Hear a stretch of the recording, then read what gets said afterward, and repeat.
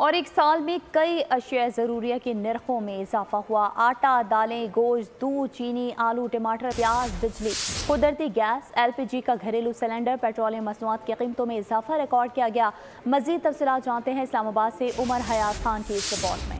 तोबा करो जी, तोबा तोबा, कानों को हाथ लगाएं। आटा, खाना पीने की चीजें गरीब आदमी के लिए मुसीबत है। रवां माली साल रहा पाकिस्तान के अवाम पर भारी। एक साल में अशिया खुर्द-ओ-नोश के नरखों में बड़ा इजाफा रिकॉर्ड। हुकूमती दस्तावेज के मुताबिक एक साल में आटे का 20 किलो का थैला 1205 रुपए महंगा हुआ। दाल माश की कीमत में 210 रुपए का इजाफा रिकॉर्ड किया गया। दाल मसूर की कीमत में फी किलो 116 रुपए का इजाफा रिकॉर्ड हुआ। चीनी की फी किलो कीमत में भी 70 रुपए का इजाफा रिकॉर्ड किया गया। गाय का गोश्त 400 रुपए और बकरे का गोश्त 730 रुपए महंगा हुआ। साल 2023 में प्याज 102 और आलू 68 रुपए महंगा हुआ। बिजली की फी यूनिट कीमत में भी 60 पैसे का इजाफा हुआ। LPG का घरेलू सिलेंडर भी 700 रुपए तक महंगा हुआ।